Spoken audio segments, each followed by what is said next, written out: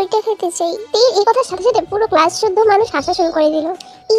না মানে স্যার, আমি বলতে চাইছিলাম যে আমি হচ্ছে ওই মানে হচ্ছে যে ওই থাক, আর কথা ঘোরানো দরকার নেই। তুমি এক্ষুনি বেরিয়ে যাও ক্লাস থেকে। নাও গেট লস্ট। তারপরে দিয়ে আর কি করার, যা অপরাধ করার তো সে করেই ফেলেছে, তার আর কিছু করার ছিল না। তার জন্য তাকে বাধ্য হয়ে ক্লাস থেকে বের হয়ে যেতে হয়। জিমিন আর লিসা তখন ক্লাসরুমেই বসা ছিল। তারপরে তারা ওয়াশরুমে যাবে বলে তারাও ক্লাসরুম থেকে বেরিয়ে যায়। কি দরকার ছিল বল এরকম কথা বলার? আরে তুমি কি করতে মানলে? হ্যাঁ বলা তুই যেরকম না, এবারে ক্লাস ফেসি এবারে কি বুঝেও না। আরে ভাই নবী কি বলো? যাই হোক, তুই ভুল কিছু বলছ নাই রে।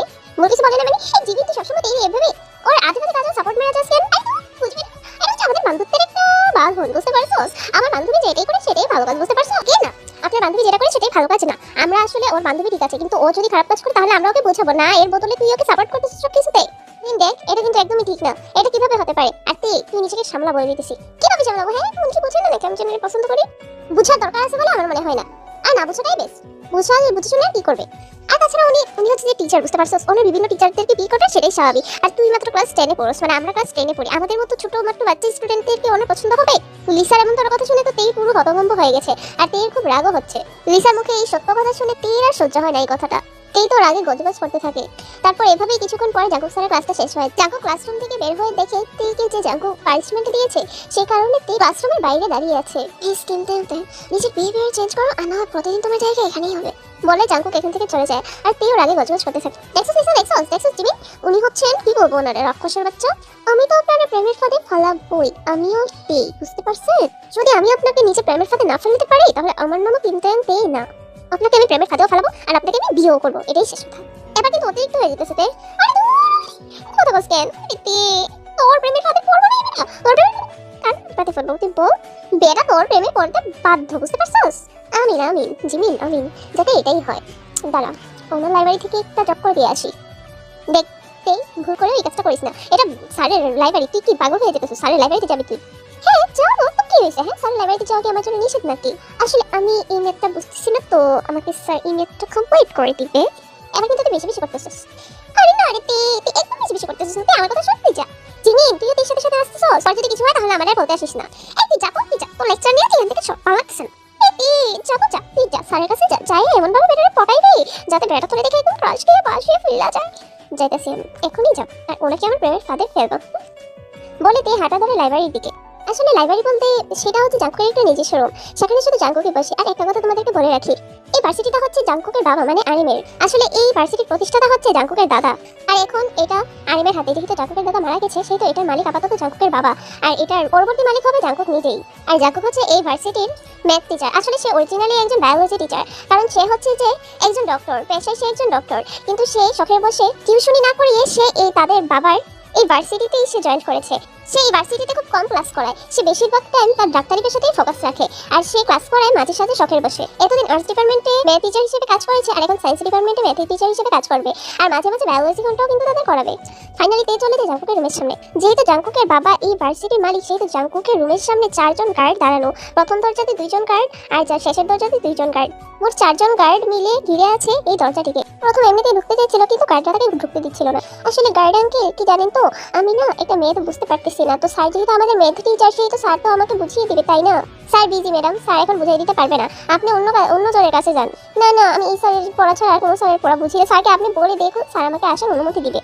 না আমরা পারতাম না এগুলা, আমরা কেমনি করাম এগুলা? স্যার তো আমাদেরকে না করে দিচ্ছে, স্যার এখন কামে বিজি আছে, আমরা পারতাম না। আপনি জানুন না কেউ কাছে কি বলতেছেন এসব কিছু? স্যার তো আমাদের ম্যাথ টিচার, উনি কেন বুঝিয়ে দিবেন না? উনি বুঝিয়ে দিবে, আপনি আমাকে একটু দিন। দেখুন আমি স্টুডেন্ট বলে তির সার্টিফিকেট সবকিছু ওনাকে দেখায়। তো প্রমাণ সবকিছু দেখানোর পরে তো বোঝা গেছে যে সে আসলে একজন স্টুডেন্ট। তো গার্ডরা তাকে কতক্ষণ চেক করে তারপরেই জাঙ্কুকের রুমে তাকে ঢোকার জন্য এলাও করে। আর তিও সুন্দর করে জাঙ্কুকের রুমে প্রবেশ করে ফেলে। আসসালামু আলাইকুম রাহমাতুল্লাহি ওয়া বারাকাতুহু। স্যার কেমন আছেন? বেয়াদব মেয়ে, তুমি আমার রুমে আসার পারমিশন পেলে কিভাবে? হ্যাঁ বাইরে তো কোনো সিকিউরিটি গার্ড থাকবে। সবাইকে বলেই তো আসলাম। ও মা সবাইকে বলে আসবো না? আমি হচ্ছে আপনার স্টুডেন্ট, আমি একটা পড়া বুঝতে পারতেছি না, আমি আপনার থেকে শিখবো না? তুমি আর পড়া পারতেছো না, এই অজুহাতে তুমি আমার রুমে আসছো, তাই না? প্রবলেম কোথায় স্যার? একটু রুমে আসলে শুনুন না, বলতেছি যে স্যার আমি এই ম্যাথটা বুঝতে পারতেছি না, আপনি যদি আমাকে এই ম্যাথটা বুঝিয়ে দিতেন তাহলে ভালো হতো। যদি ক্লাসে মনোযোগ না থাকো তাহলে বুঝবা কেন? আরে না স্যার, এই ম্যাথটা আপনি করানই নাই। কিন্তু কি জানেন তো, আমি যখন নিজে নিজে বসে বসে ম্যাথ কমপ্লিট করি, তখন আমি অনেক ম্যাথ ট্রাই করি। তখন যদি আমার কোনো ম্যাথে ডিস্টার্ব হয়, তখন আমার খুব বিরক্ত লাগে। তো তখন আমি সেগুলো মার্ক করে রাখি, যাতে আমি নেক্সট নিজে ম্যাথ টিচারকে সেগুলো দেখাতে পারি। তাই এখন আপাতত যেহেতু আপনি আমার ম্যাথ টিচার, সেহেতু সবগুলো আপনি আমাকে সলভ করে দেবেন। ওকে ফাইন, ঠিক আছে, দেখাও। তারপর এতে সুন্দর করে নিজের ব্যাগ থেকে ম্যাথ বইটা বের করে আর যে কোনো একটা অঙ্ক বের করে দেখায় জাঙ্কুকে। যাই হোক, ছক্কাখানা মেরে দিল। ম্যাথটা কিন্তু খুব জটিল ছিল। তো জাঙ্কুক কি করেছে, এই ম্যাথটা নিয়ে জাঙ্কুক এই ম্যাথটা সলভ করার অনেক চেষ্টা করতেছে। আর তে হা করে তাকিয়ে আছে জাঙ্কুকের দিকে।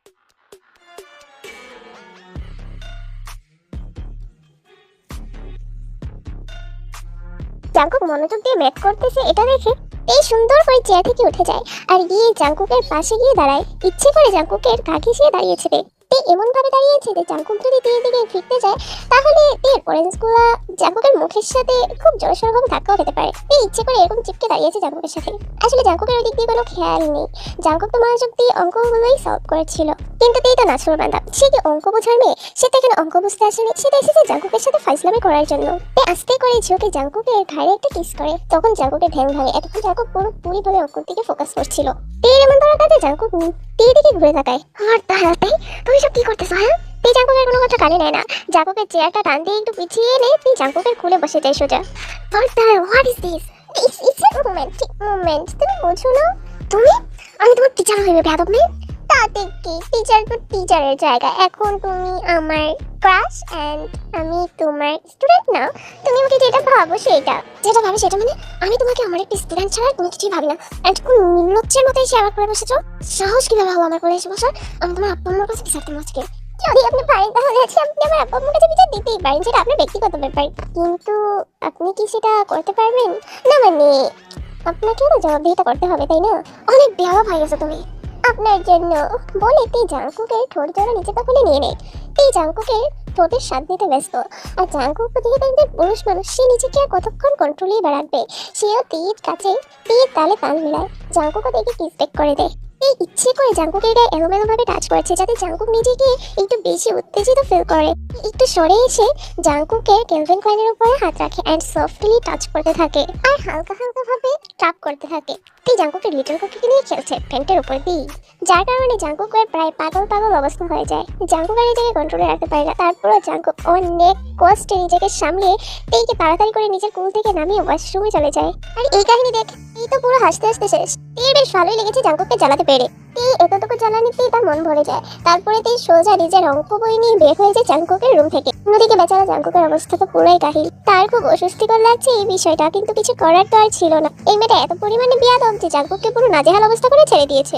জাঙ্কুক এসব কিছু ভাবছিল আর তেকে হাজারো 5টা গালি দিচ্ছিল। তারপরে জাঙ্কুক নিজেকে কোনো রকম সামলে নিজের রুমে চলে আসে। এসে দেখে তে আর সেখানে নেই, বুঝতে পেরেছে যে তে এখান থেকে চলে গেছে। জাঙ্কুক নিজের চেয়ারে বসে পড়ে আর শুধু ভাবতে থাকে যে একটু আগে কি ঘটে গেল। শেষ পর্যন্ত কিনা এই ছোট্ট মেয়েটার সাথে সে ক্লিপ কিস করে ফেললো।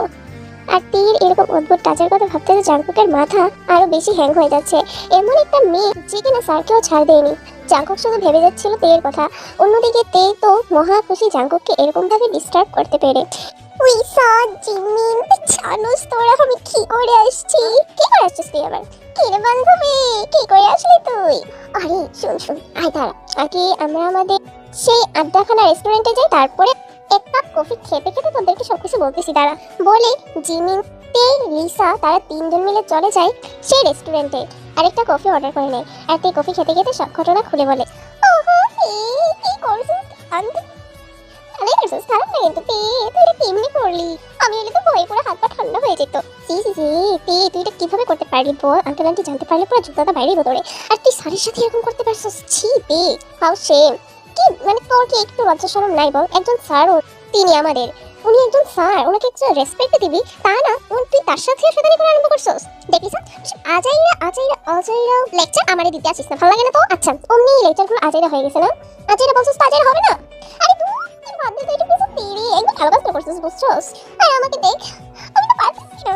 কি ধোলা দিছিস ওটাই তে, ধোলা দিছিস কেমনে করতে? যা তুই যে তের পদ্ধতি অবলম্বন কর যা। আরে চত্বর নেই, তুই কি এবার চুপ করবি? চুপ করার মতো কোনো কথা বলতেছিস তো? আমি চুপ করে থাকবো? তাছাড়া আমি তো ইউনিসেফকে পছন্দ করি, এখন আমি কি করবো? বেডি এটা বল, তুই ইউনিসেফকে পছন্দ করিস কিন্তু তুই ইউনিসেফকে পড়াইতে পারতেছিস না, এই জন্য কি তুই মেন্টালি হিংসা করবি? এই জিমিন, তোরা আমাকে ভুল বুঝতেছিস। তোরা দেখ, আমি ইউনুসাকে অনেক ভালোবাসি, কিন্তু এই বলে তা না যে আমি তোদের দুজনকে হিংসা করব। আমি তোদের দুজনকে একদমই হিংসা করি না, কিন্তু আমি ইউনুসাকে অনেক ভালোবাসি। স্যার শোন, যদি তুই কেউকে ভালোবাসিস তাহলে সৎ সাহস নিয়ে তুই সেটা তাকে বলে দে, যেমন আমি জাঙ্কুক স্যারকে বলে দিয়েছি। কি তুই জাঙ্কুক স্যারকে বলছিস তুই যে জাঙ্কুক স্যারকে ভালোবাসিস? কি মা, এটা তো বলতে ভুলে গেছি। এই ভিডিওতে আমার আই লাভ ইউ বলার কথা ছিল। আই হাই জিমিন রে, কি বড় মিস্টেক। আমি কি এখন আবার যাবো? না না না, থাক, যাইস না রে ভাই, পরে যদি আবার জোতাটা বাড়ি বেড়ে দেয়। আচ্ছা একটা কাজ কর, কালকে যাবে। হেঁটে জিমিন ঠিকই বলেছে, আজকে আর যাওয়ার দরকার নেই, কালকেই যেন হয়। আচ্ছা ঠিক আছে, তাহলে আমি বরং কালকেই যাব। বলে তারা কফি খাওয়া শেষ করে যে যার যার মতো যার যার বাড়িতে চলে যায়। এই চলে আসে তের বাড়িতে, এসে সোজা নিজের রুমে চলে যায় আর কি সুন্দর করে সবাই নিয়ে ফ্রেশ ট্রেশ হয়ে যায়। তেই এই তেই তেই, নামবি না নাকি তুই নিচে? উফ আম্মু, কি আছে বলো? শোন, তোর বাবা তোর জন্য একটা প্রাইভেট টিউটর ঠিক করেছে। আসলে তিনি আমাদের উপরের ফ্ল্যাটেই থাকে, তো উনি হচ্ছে যে ম্যাথ টিচার। তো তোর বাবা হচ্ছে যে ওর সাথে কথা বলেছে, বুঝতে পেরেছিস? আর তুই তো হচ্ছে জন্মের গাড়ি, এসএসসি পাস করতে আদৌ পারবি কিনা সেটার সাথে কোনো গ্যারান্টি নেই। তো ধর যে তুই যদি এসএসসি তে ফেল করস তাহলে আমার সম্মান কি আমার থাকবো না? আমার কোনো মান সম্মান বেঁচে থাকতো না তোর জন্য। তো তোর জন্য যদি আমি আমার মান সম্মান হারাই, ধর যে তোরে আমি রাস্তার মধ্যে নিয়ে ছেড়ে দিয়াম, তো তোর বাবার তো আবার বেশি দয়া, তো তোর বাবা হচ্ছে যেটা চায় না, তো তার জন্য তোর জন্য একটা প্রাইভেট টিউটর ঠিক করেছে। এখন তুই প্রতিদিন ওই স্যারের কাছে পড়ে আমাদেরকে উদ্ধার কর, কোনো রকমে টেনটা পাস কর, তারপরে তোদের তোর বিয়ে দিয়ে দেবো। আর কোনো কথা নেই, বিয়ে দিয়ে দিবি। এই কথাটা শুনে তোদের মহা খুশি, কিন্তু এই কথাটা যদি সে আর আগে শুনতো তাহলে একটু বেশি খুশি হতো। কিন্তু এখন যেহেতু সে জাঙ্কুক স্যারকে কিছুটা পছন্দ করে, সে তো বিয়ে দিয়ে দিবে, এই কথাটা দিয়ে তেমন একটা ভালোও লাগেনি। ওরাতে কিছুটা হলেও খুশি, বিয়ে তো করতে পারবে, সেটাই তার জন্য অনেক কিছু। পরে তে কোনো কিছু না ভেবে রেডি হয়ে যায় উপরের ফ্ল্যাটের টিউটরের কাছে যাওয়ার জন্য। এই ভাবছিল স্যারটা জানি দেখতে কিরকম, এটা সেটা ভাবতে ভাবতে তে সুন্দর করে সেজে গোজে পরিপাটি হয়ে রেডি হয়ে যায়।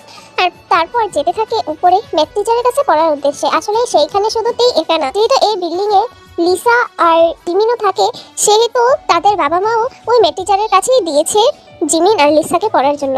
আর তের বাবাও তেইকে দিয়েছে ওই টিচারের কাছেই পড়ার জন্য। তে চলে যায় উপরের ফ্ল্যাটের উদ্দেশ্যে। দরজাতে কলিং বেল বাজানোর সাথে সাথে একটা ভদ্রমহিলা এসে ঘরের দরজাটা খুলে দেয়। আসসালামু আলাইকুম। ওয়ালাইকুম আসসালাম। তুমি কি জাঙ্কুকের স্টুডেন্ট, পড়তে এসেছো? জি। ও এসো এসো, আসলে আমি হচ্ছে জাঙ্কুকের মা, বুঝতে পেরেছো? ও আসসালামু আলাইকুম আন্টি। ওয়ালাইকুম আসসালাম। আন্টি আপনার শরীর কেমন আছে? জি আলহামদুলিল্লাহ মামুনি, আমার শরীর অনেক ভালো আছে। কি আপনি না দেখতে পুরো আমার মায়ের মতো, আপনাকে দেখে আমার মায়ের কথা মনে হয়ে যাচ্ছে। ও তাই নাকি? তা তোমার মা কি তোমার মতোই এমন সুন্দরী? হ্যাঁ, কি বলেন, আমি তো দেখতে পুরো আমার মায়ের মতো হয়েছি। সবাই বলে আমি নাকি আমার মায়ের মতো হয়েছি। আমার মা অনেক সুন্দরী, সেটা তো তোমাকে দেখেই বোঝা যায়। আচ্ছা যাই হোক, জাঙ্কুক কিন্তু অনেকক্ষণ ধরেই বসে আছে, তো তুমি যাও গিয়ে প্রাইভেটে জয়েন করো। আর না হলে পরে বেশি দেরি হয়ে গেলে কিন্তু জাঙ্কুক আবার তোমাকে বকাবকি করতে পারে। হ্যাঁ আন্টি, অবশ্যই। বলে তেই চলে যায় প্রাইভেট রুমের উদ্দেশ্যে, মানে যেই রুমে জাঙ্কুক বসে বসে প্রাইভেট পড়াচ্ছে সেই রুমে। আসলে তেই জানে না তাদের স্কুলে জাঙ্কুক স্যারই যে এই জাঙ্কুক স্যার। তেই গুটি গুটি পায়ে স্যারের রুম, তেই আস্তে করে ঢুকে পড়ে।